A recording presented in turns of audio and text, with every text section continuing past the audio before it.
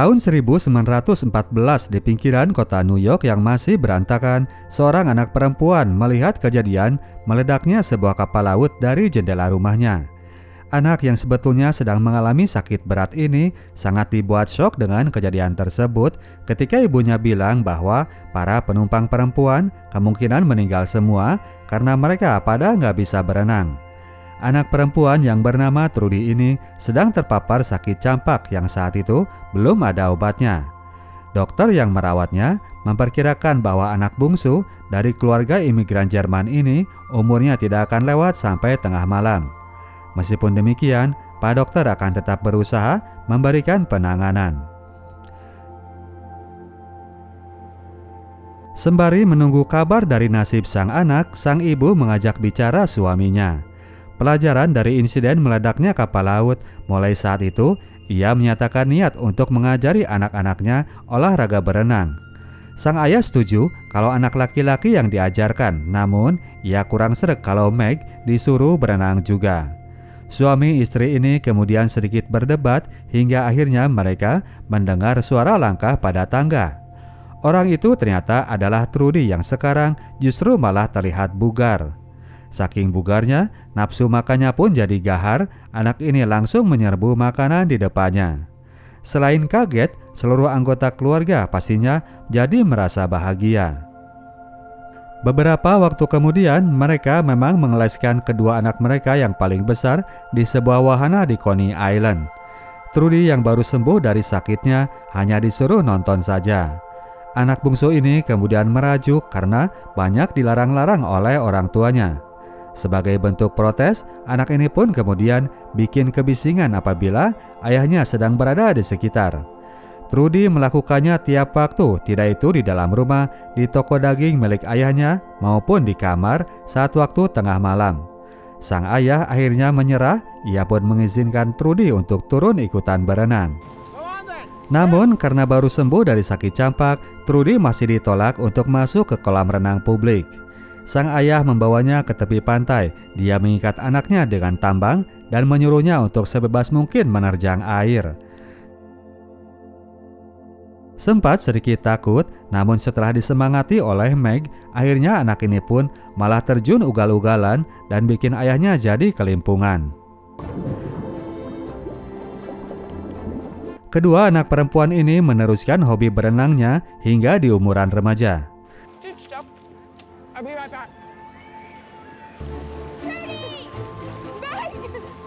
Suatu waktu mereka menonton lomba renang putra untuk seleksi menuju ke Olimpiade Paris tahun 1924. Melihat para perenang putra yang terlihat gak begitu jago, Trudy lalu bilang bahwa Meg pasti lebih cepat dari mereka. Celetukannya itu terdengar oleh seorang pelatih yang kemudian balik meledek mereka. Sang ibu yang menyaksikannya gak terima anaknya dilecehkan. Ia pun balik nyemprot si om-om ini. Balik ke rumah, Nyonya Gertrude kemudian menyatakan niat untuk membawa kedua putrinya untuk daftar ke sebuah tim renang. Ucapan itu malah direspon lawak oleh sang ayah yang kembali melecehkan kemampuan seorang perempuan.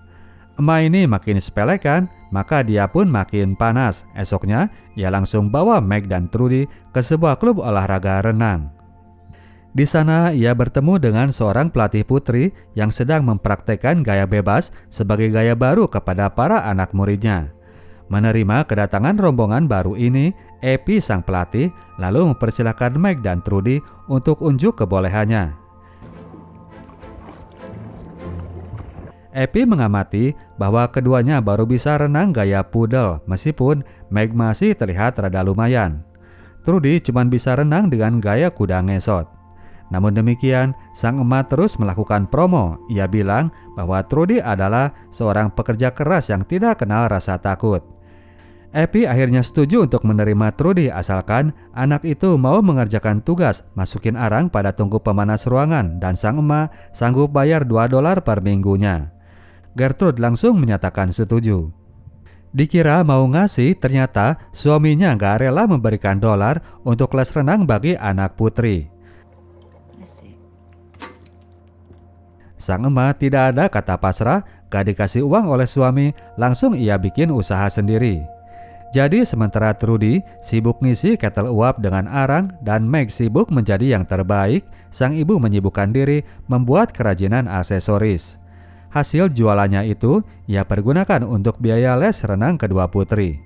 Beberapa kali dilakukan pelatihan, Trudy masih belum dikasih izin untuk turun ke kolam renang. Epi sudah memvonis bahwa anak ini sama sekali nggak ada bakat. Suatu waktu hal itu jadi ledekan murid lain yang mulai memanggil Trudy dengan sebutan babu. Melihat Trudy yang diam diledek seperti itu, Epi menyuruhnya agar sekalian saja pulang ke rumah. Barulah kemudian Trudy protes bahwa hal itu karena Epi tidak pernah mengizinkannya untuk turun masuk ke kolam renang. Setelah itu, akhirnya Epi membuat peraturan baru. Mulai saat itu, di akhir latihan mereka akan dilombakan dan yang paling telat akan disuruh untuk mengisi ketel uap. Trudy mulai bisa berenang gaya bebas meskipun selalu yang paling lambat. Dia masih terus jadi langganan pendorong gerobak arang. Sampai akhirnya suatu hari giliran Ruth yang harus jadi pengangkut arang. Untuk pertama kalinya, Trudy bisa santai selepas latihan. Setelah itu, ia pun jadi makin termotivasi untuk melakukan latihan, sementara Meg malah jadi lebih rajin pacaran. Suatu hari, mereka menonton berita soal rekor penaklukan English Channel atau Selat Inggris yang dilakukan oleh seorang perenang yang bernama William Burgess. Perenang Inggris ini sanggup bertahan selama 22 jam berada di atas air sampai akhirnya berhasil tiba di dataran Prancis. Muncul kemudian kabar mengejutkan yang lainnya, akan diadakan sebuah pertandingan dan tim mereka akan kedatangan tamu dari para juara Australia. Pertandingan eksibisi itu dilakukan di kolam renang biasa para boys melakukan pertandingan. Kini kaum wanita mulai diperkenankan untuk turut pula unjuk kabisa di arena tersebut. Dalam partai 200 meter itu, 4 perenang masing-masing tim akan ditandingkan. Epi sangat mengandalkan Meg untuk menaklukkan jagoan tim tamu. Trudy dimasukkan hanya sebagai pelengkap saja. Pada saat start dilakukan, Trudy sudah melakukan kesalahan dalam melompat sehingga posisinya berada sangat jauh di belakang. Ia pun segera mengkayuh tangan dan kakinya sekencang mungkin untuk mempersempit ketertinggalannya. Terjadi persaingan ketat antara Annette Kellerman yang terus dipepet oleh Meg. Sementara itu di belakang, Trudy masih terus berusaha mendekat.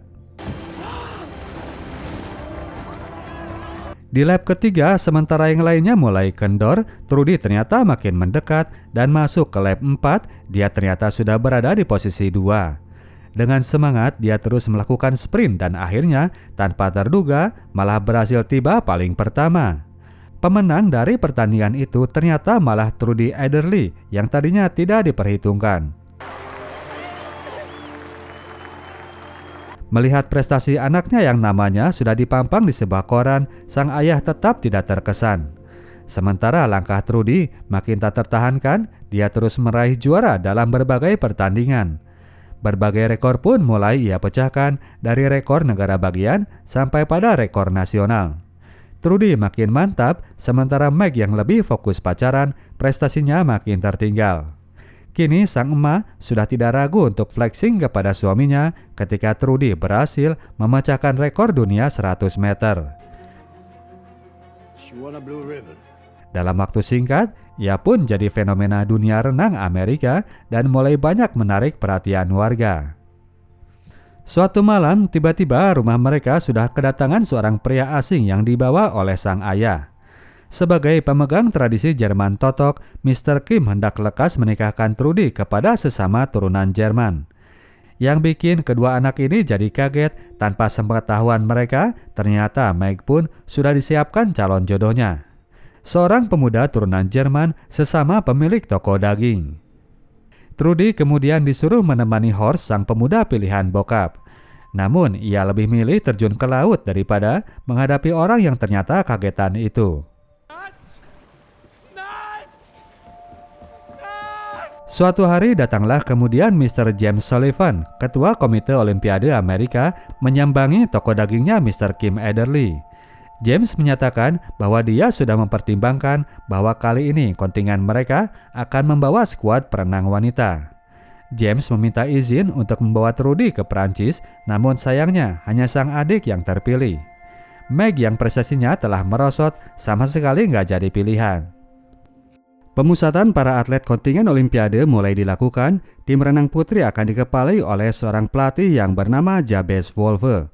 Sang pelatih menetapkan aturan yang sangat ketat untuk melindungi tim putri. Gak boleh keluar kamar karena nanti di kapal banyak kaum pria dan harus selalu berada dalam pengawasan ibu biarawati. Beberapa hari kemudian, dengan diantar oleh kedua orang tua, Trudy pun bergabung dalam rombongan untuk menaiki sebuah kapal laut. Namun karena hal peraturan ketat itulah, sementara tim pria masih bisa melakukan latihan, tim putri malah terus disekap di dalam kamarnya sepanjang hampir 3 minggu perjalanan tersebut. Pada akhirnya, penampilan Trudy jadi nggak maksimal pada perhelatan Olimpiade itu. Medali emas hanya ia dapat di nomor beregu, dan untuk partai perseorangan ia cuma dapat perunggu di partai 400 meter. Pada partai yang lainnya, pemegang rekor dunia ini bahkan sama sekali tidak masuk 3 besar. Pahlawan dari kontingen sendiri saat itu ada di tim pria atas nama seorang Johnny Weissmuller yang kemudian akan naik pamor jadi aktor Hollywood untuk memerankan tokoh Tarzan. 3 medali emas ia persembahkan untuk negaranya. Trudy sang jagoan putri pulang tanpa sambutan. Perhatian itu semuanya telah ditarik kepada Johnny sang jagoan putra. Sampai rumah pun ia tidak mendapatkan kehangatan, hanya fakta bahwa semua pialanya sudah dikerdusin oleh sang bokap. Trudy sendiri tidak keberatan karena dirinya pun sudah menyatakan mundur dari kompetisi karena masa depan atlet renang putri sendiri memang sudah dikubur oleh Komite Olimpiade Amerika. Tidak akan ada lagi pendanaan dan penyediaan pelatihan karena minimnya prestasi yang dihasilkan. Pergi ke toko, ia ketemu dengan Meg yang ternyata sudah melangsungkan pertunangan dengan pria pilihan bokap. Fix sudah bahwa masa depan Trudy pun kurang lebih akan serupa dengan kakaknya. Trudy makin tidak termotivasi untuk berprestasi. Namun rupanya tidak semua orang yang telah melupakan nama Trudy karena bagi para sekelompok anak putri, dia ini tetap seorang idola. Beberapa di antaranya bahkan mengaku terinspirasi untuk menjadi perenang cepat karena ingin seperti Trudy. Suatu hari wilayah mereka kedatangan rombongan sirkus yang mana salah satu atraksinya adalah penampilan seorang William Burgess, sang perenang yang berhasil menyeberangi Selat Inggris. Bill pamer kemampuan berenang melawan suhu dingin dan mengincar dolar dari para pengunjung yang ingin mendapatkan tanda tangannya. Namun karena berenang dengan berbugil ria, ia pun pada akhirnya malah ditangkap oleh aparat setempat dengan alasan tindakan porno aksi. Namun demikian, insiden itu jadi kembali mengingatkan Trudy atas momen penaklukan Selat Inggris yang telah dilakukan Burgess. Di dalam ruangan bioskop itu, Meg yang juga hadir bersama tunangannya melihat adiknya begitu fokus terhadap tayangan di hadapannya. Momen pernikahan Meg dilakukan dan begitu seremoni selesai dilakukan, Trudy langsung merapat ke dermaga pantai. Sang kakak kemudian datang menyusul. Ia mengerti bahwa adiknya sedang memikirkan Selat Inggris. Sang kakak meyakinkan bahwa adiknya akan sanggup menaklukkan selat tersebut yang memiliki jarak sekitar 21 mil itu. Trudy kemudian datang untuk berkonsultasi kepada Epi yang ternyata agak skeptis melihat sikap komite yang masih meragukan atlet wanita. Lagian misi tersebut memiliki resiko, kalau gagal maka punah sudah harapan atlet renang wanita untuk tampil membela negara. Namun demikian, Trudy memberi sisi positif terhadap kemungkinan jika dia berhasil melakukannya. The power of emak-emak sudah pasti tidak akan terbendung dalam dunia atlet negaranya. Pulang ke rumah, Trudy langsung membuat pengumuman bahwa dirinya akan terjun ke Selat Inggris dan tidak seorang pun yang boleh menghalanginya. Sang bokap hanya bisa menggerutu kepada istrinya yang kali ini pun jadi tertegun mendengar ucapan anaknya. Keesokan harinya dengan didampingi oleh Epi, mereka mendatangi James Sullivan untuk mengajukan pendanaan bagi misi Trudy menaklukkan Selat Inggris. Mr. Sullivan yang masih kecewa dengan hasil di Olimpiade malah dibuat gusar mendapatkan pengajuan tersebut. Penaklukan Selat Inggris yang mana berjarak panjang dengan tantangan ombak yang tak terduga, belum lagi dengan gangguan makhluk liar, ia nilai sangat mustahil dilakukan oleh wanita. Daripada menanggapi ajuan yang mustahil itu, ia memilih minta pamit pergi karena hendak mengajak nyokap kulineran di sebuah resto di daerah New Jersey. Trudy tiba-tiba nyaut bahwa ia akan menemuinya di lokasi tersebut. Mr. Sullivan boleh naik mobil dan ia akan berenang menuju New Jersey. Sang perenang kemudian melakukan tantangan. Jika dirinya berhasil tiba di lokasi dinernya dalam waktu 4 jam, maka pihak komite harus kasih dana untuk misi penaklukan Selat Inggris. Mr. Sullivan menego waktu 3 jam saja. Jika Trudy berhasil, maka dia menjamin akan memberikan full endorse bagi perjalanan Trudy sekalian dengan biaya dinner nanti. Sore harinya, dikala hari sudah memasuki senja, Trudy sudah siap untuk nyebur ke lautan. Epi memberikan arahan agar anak asuhnya memakai lampu mercusuar sebagai panduan arah. Setelah Trudy mulai berenang, Epi dan staf dari komite memulai timer dan segera bergegas untuk tiba di lokasi finish. Mr. Sullivan yang berada di lokasi tidak lupa memperhatikan jamnya pula. Sementara itu, Trudy dengan bersemangat berenang dalam kegelapan. Sempat ia salah panduan karena mengira lampu kapal laut itu adalah mercusuar. Untungnya dia keburu berhasil menyelam menghindari terjangan kapal. Beres acara dinner, James Sullivan menyangka bahwa Trudy telah gagal tiba tepat waktu. Anaknya sendiri ternyata sudah berada di dalam mobilnya untuk memberikan surprise. Fix sudah, pihak komite harus mendanai misi Trudy untuk menaklukkan Selat Inggris. Mereka pun merayakannya dengan makan gratis di resto yang mahal itu. Keesokan harinya, Trudy pun setor muka ke kantor Mr. Sullivan yang ternyata sudah menyiapkan pelatih khusus bagi dirinya.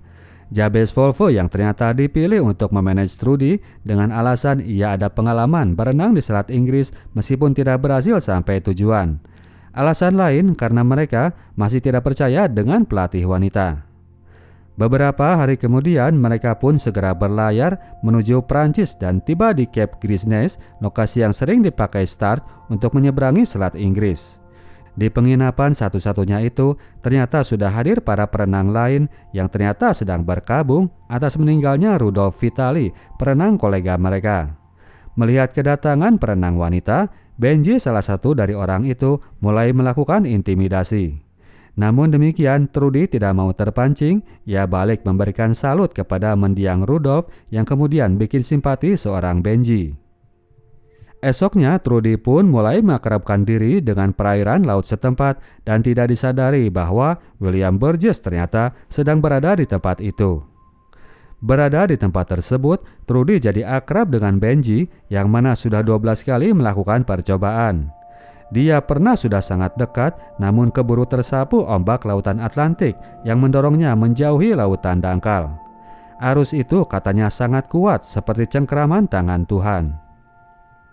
Trudy terus melakukan adaptasi dan persiapan, namun metode diet dari Mr. Wolfe ternyata sangat ketat. Trudy hanya dikasih makan buah-buahan saja meskipun akhirnya ia ditolong oleh Benji yang kemudian memberinya makanan. Hal itu membuat sang pelatih jadi kesal kepada mereka berdua. Esok harinya, Benji akan duluan turun untuk menjalankan misi penaklukan.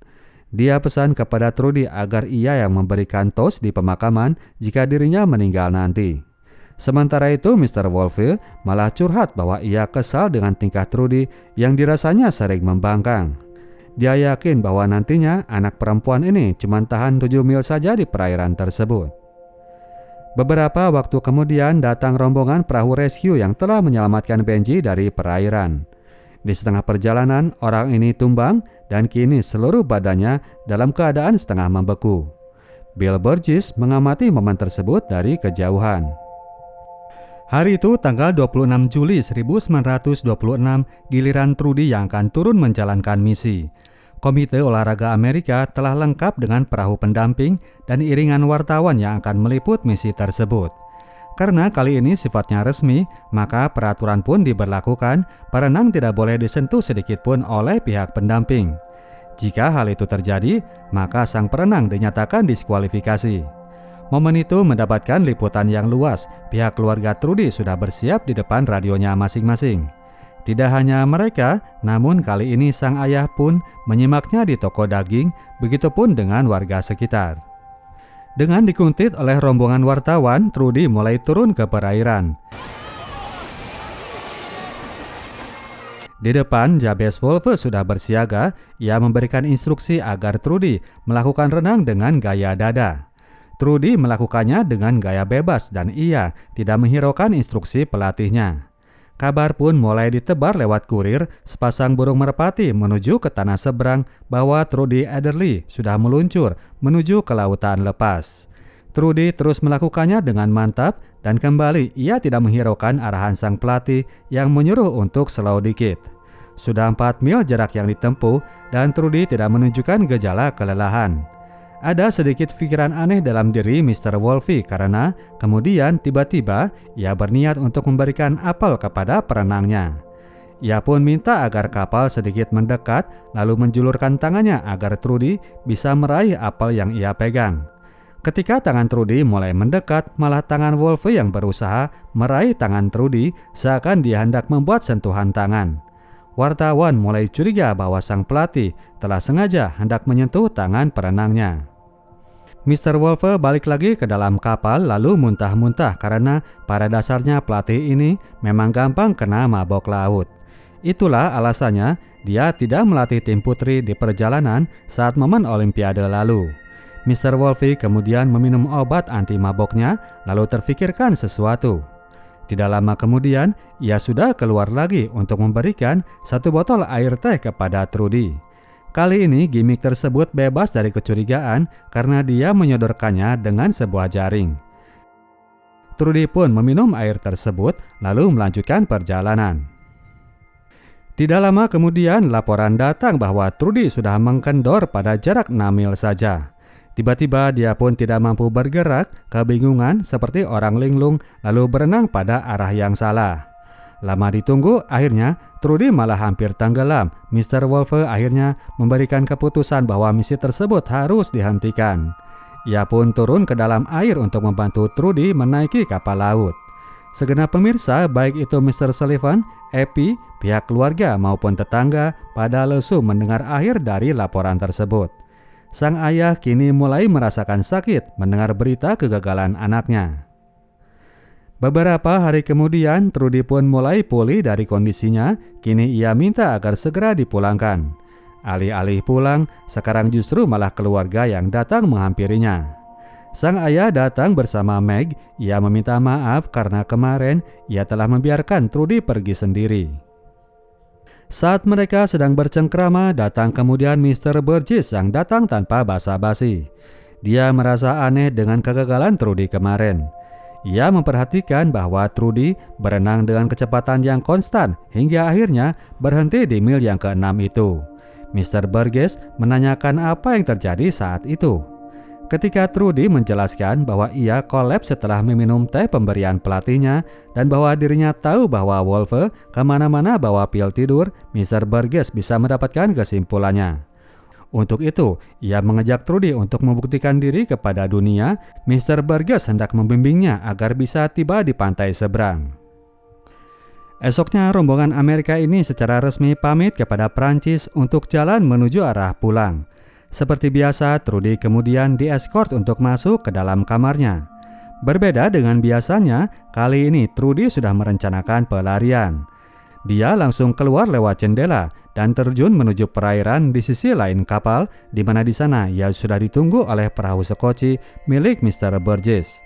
Setelah itu mereka pun balik ke kabin milik perenang gendeng ini. Mereka cuma punya waktu sampai 3 hari sebelum rombongan menyadari bahwa Trudy tidak ada di dalam kapal. Untuk itu, sang perenang harus bisa siap dalam jangka waktu 3 hari itu sebelum badai tiba dan suhu air makin dingin. Bill memberikan arahan bahwa jalur menuju seberang itu tidak lurus seperti yang dikira orang. Jalurnya berkelok mengikuti arus pertemuan Laut Utara dan Samudra Atlantik. Trudy menyatakan siap hanya dengan satu syarat, Bill tidak akan pernah menariknya naik ke atas kapal apapun yang nanti terjadi.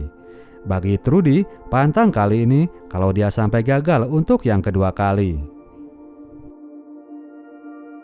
Mereka pun terus melakukan persiapan. Trudy dengan kebugaran fisiknya, Meg mendesain baju renang agar Trudy bisa bebas bergerak, dan Bill menjelaskan jalur kepada Mr. Adderley. Sementara itu di dalam kapal laut, pihak komite mencari Trudy karena para wartawan ingin melakukan wawancaranya.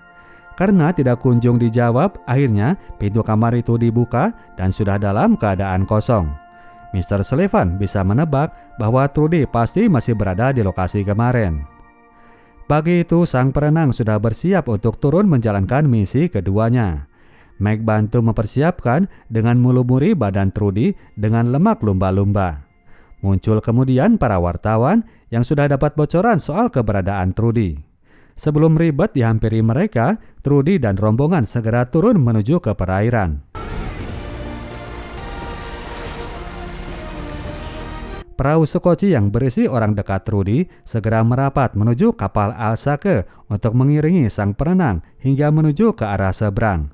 Kabar pun mulai tersebar lewat jalur udara bahwa Trudy Adderley sudah kembali berada di perairan dalam misi kedua untuk menaklukkan Selat Inggris. Di perjalanan, Mr. Burgess memberikan arahan kepada kapten kapal untuk memberikan jalur aman terhadap Trudy. Tidak lama kemudian datang perahu rombongan wartawan yang hendak melakukan dokumentasi. Karena mereka bergerak terlalu dekat, Mr. Burgess gak segan memberikan tembakan peringatan.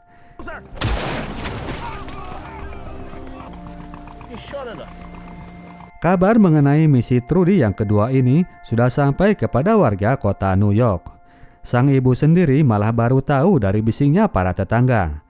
Ia pun segera merapat ke kantor radio NBC untuk ikut memantau perkembangan dari sana. Trudy sendiri masih terus in action sampai suatu waktu pihak rombongan kapal memperhatikan bahwa di depan ada kumpulan ubur-ubur merah. Tidak ada jalan lain bagi Trudy, ia harus tetap move on untuk menerabasnya. Setelah diberikan peringatan oleh Bill, Trudy pun mempersiapkan diri dan dengan jiwa pantang menyerah, ia harus melabrak pasukan ubur merah itu yang punya senjata pada sengatannya yang menyakitkan. Trudy terus berenang tanpa henti meskipun harus menjerit-jerit untuk menahan rasa sakit. Kelar melewati barikade ubur-ubur merah, hasilnya adalah sekujur badan Trudy baret-baret dan penuh dengan goresan luka. Sejenak ia pun mengambang untuk beristirahat sampai akhirnya Meg melempar balik goggle miliknya menyuruh sang adik agar segera melanjutkan perjalanan. Trudy terus melaju dan sudah tiba di setengah perjalanan.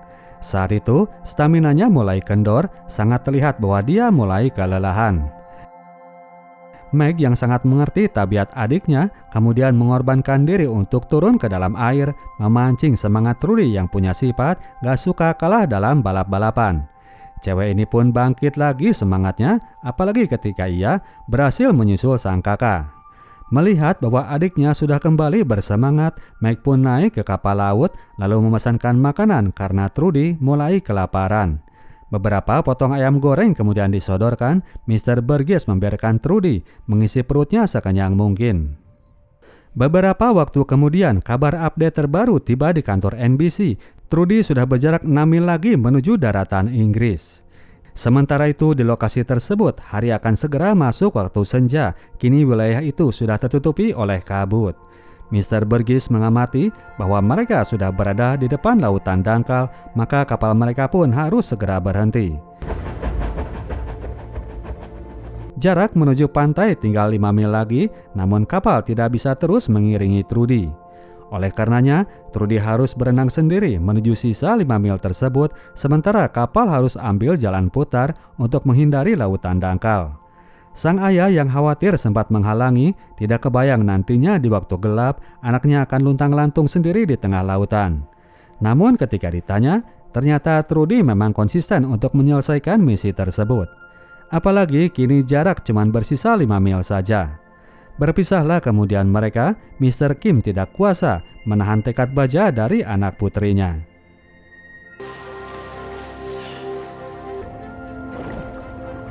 Ketika hari mulai gelap, kapal Alsake sudah merapat di wilayah Inggris. Sementara itu, Trudy masih mengarungi lautan, mengkayuhkan tangan dan kakinya pada air dalam kondisi yang gelap gulita. Mendekati wilayah sandbag, ia kemudian mengalami tantangan seperti yang dialami oleh perenang sebelumnya, terjangan ombak dari Samudra Atlantik yang menerjang perairan Laut Utara.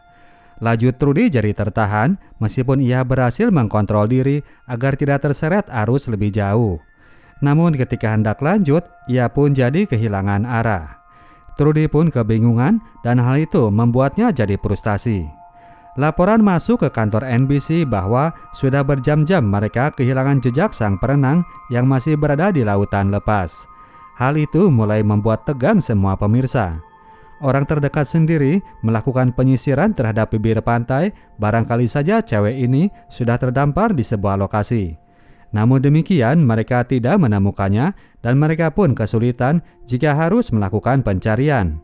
Mereka kemudian terkagetkan oleh suara-suara di atas tebing sekelompok warga yang menyimak berita dan bersimpati kepada Trudy berbondong-bondong membuat api unggun yang besar untuk memberikan petunjuk arah kepada sang perenang. Mereka terus berusaha dengan sabar dengan tidak membiarkan api unggun itu menjadi padam. Di tengah lautan, Trudy masih stay still dan hanya berusaha agar tubuhnya tidak terlalu jauh terseret arus. Pada sebuah momen, badannya kemudian menghadap arah pantai, di mana di situ sekarang sudah terlihat percikan api. Cewek ini jadi serasa mendapatkan booster energi. Trudy segera bergegas untuk memulai melakukan perenangan. Lelah renang sedari siang sepertinya tidak pernah ada. Trudy berenang seperti yang baru meluncur ke perairan. Di lokasi pesisir, mereka masih dengan sabar menunggu kedatangan Trudy sampai akhirnya Mr. Burgess melihat riak-riak air yang spesifik. Dia sudah tahu bahwa itu adalah perenangnya. Mike pun segera berteriak memanggil, lalu diikuti oleh hamburan warga dari tebing yang merapat di bibir pantai. Trudy pun makin semangat untuk berenang, tidak sadar bahwa kemudian kakinya sudah terantuk pada pasir. Sang perenang telah tiba di pantai tujuan.